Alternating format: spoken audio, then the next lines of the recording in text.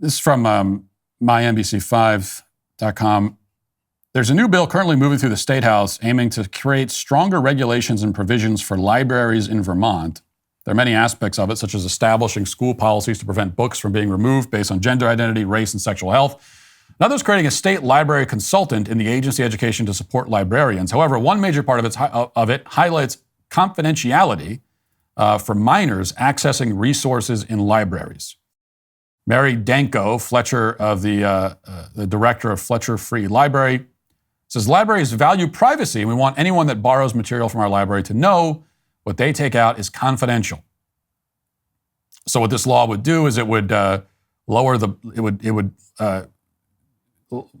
the age from 16 to 12, where if a 12-year-old takes out a book at the library, their parents are not able to find out what the book is. Their parents cannot go check their library records of their 12-year-old child to find out what book they took out. Here's a local news report on this.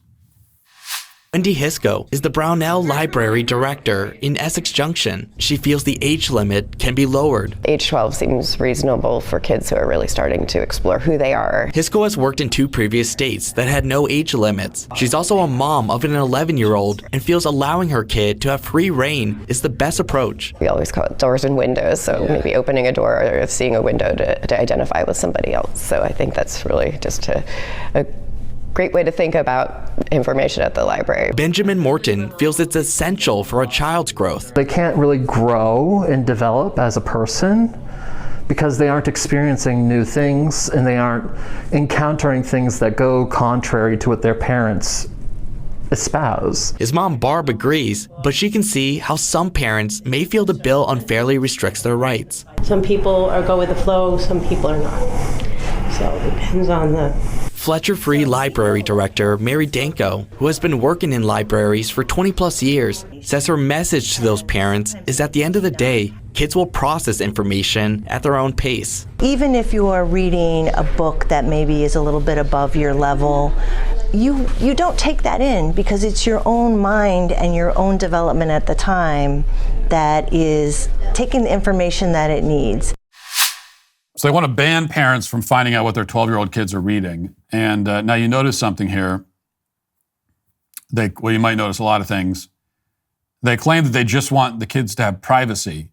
They want the kids to be able to check out any book that they want without adults monitoring them. You heard the one guy there in the mask with the stains all over his shirt, just a quite unsightly specimen. You heard him say that the way that a child grows as a person is to do things that are contrary to what their parents espouse. Yeah, they're just flat out saying it now. Like, this is how a child grows, is by rejecting their parents outright. I mean, these people this is the enemy, okay? What you just saw there, like this is the enemy we face in our culture. Those people, the people that say things like that, the people that believe things like that and will say it out loud, that will directly say that they want to sever the bond between you and your own child. That's the enemy. But you notice that they say they want privacy for the child, but as always, that's not what's actually happening here. If that was the actual issue, this law would still be horribly wrong. But it isn't. It's worse than that, right? Because when you hear that schools want privacy, want kids to have privacy from the parents, or that the library wants kids to have privacy from the parents, what they're actually saying is that they, the adults in charge of those institutions, want to have exclusive access to this information about the child. That's what they're actually saying.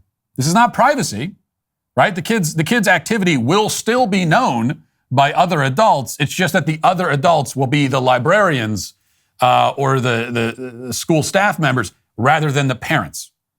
So with these policies, the adults that run these institutions, what they are saying is, I should know this, not you. That is what they're actually saying. The librarian is saying that she should have the exclusive right to know what your 12-year-old child is checking out of the library. The librarian wants to know more about your child than you do. Same for teachers who push similar policies in school. And they frame it as privacy rights for the child, but really it is access rights, okay? They want more access to your child than you have. That's what they want.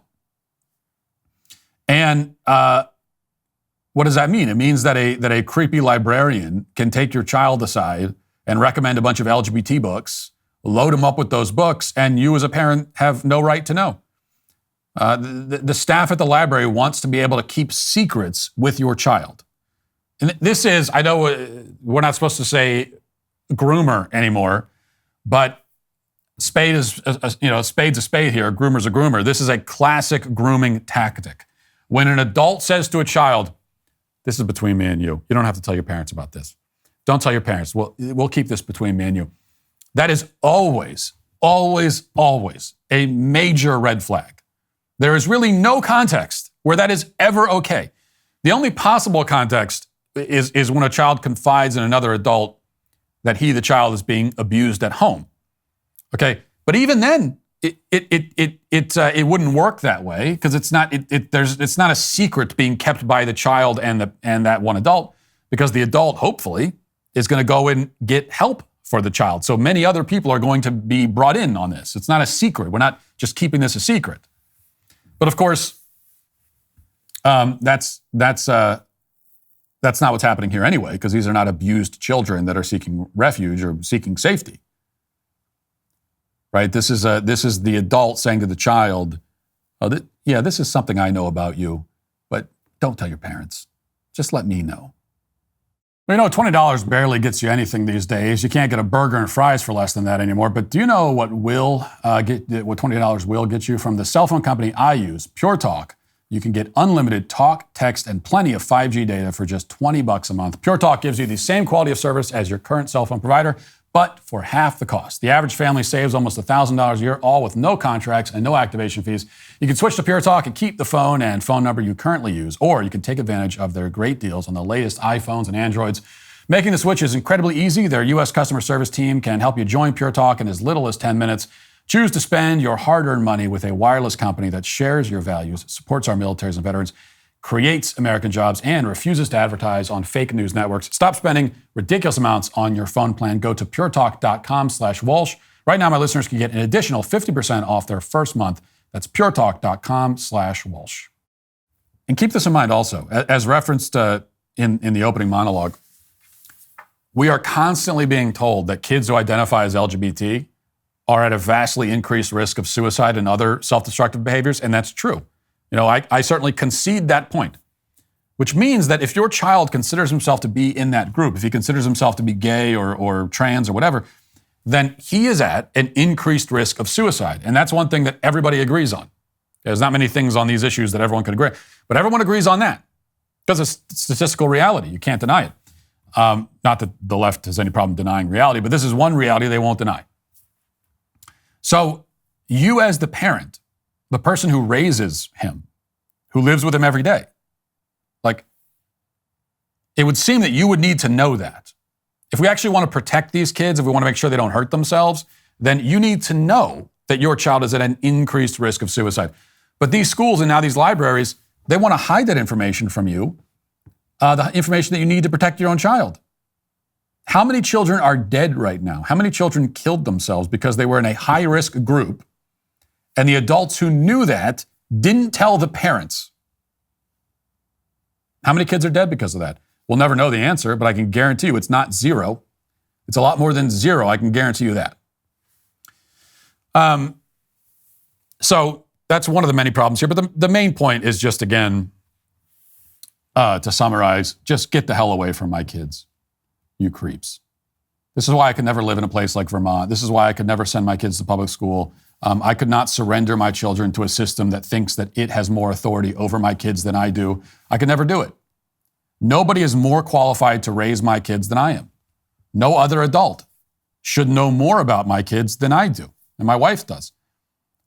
I could never let these people anywhere near my kids. No parent should. Parents should be the ultimate earthly authority. The ultimate earthly authority over their own children should be the parents. Now, yes, a parent can lose that authority. A parent can lose their rights to their own kids. A parent can lose their right to everything and be sent to prison if they're abusive, neglectful, and so on. But as a default position,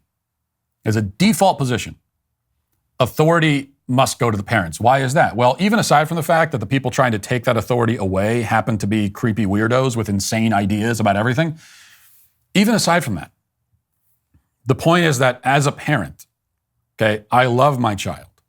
I care about my child in a way that you out there, any of you, whether you work at a school, a library, or anywhere else, in a way that you never could and never would. So you might work at a school or a library and interact with my child in that context, but when's the last time you laid awake at night worried about my children? You never have. I have many times. How much sleep have you lost over my kids? None at all.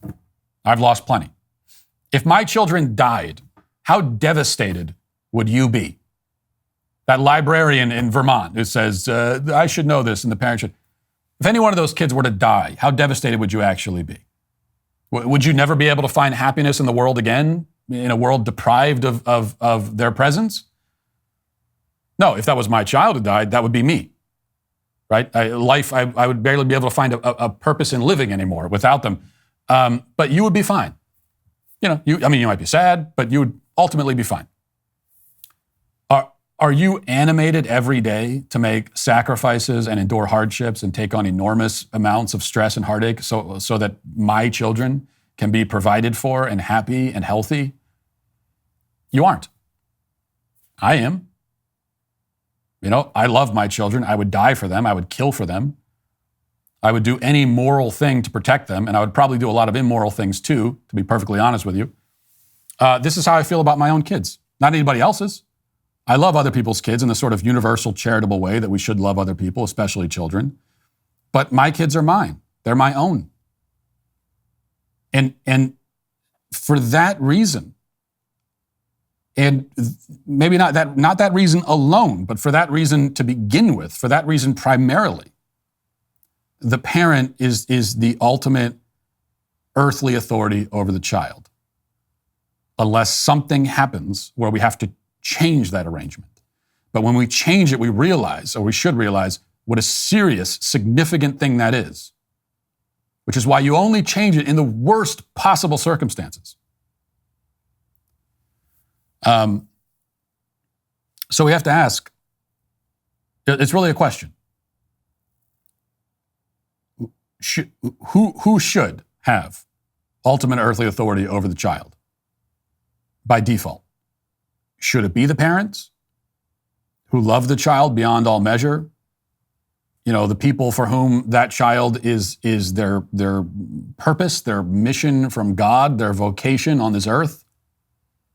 Or should it be government employees at a school or librarians who barely know the kid's name? That's really the question. And I think it's just, the answer to that question is so exceedingly clear that it should not be a conversation. Hey, YouTube, thanks for listening to the show. If you'd like access to my full show with no ads, you should go to dailywire.com and use promo code Walsh to get 2 months free on all annual plans. See you there.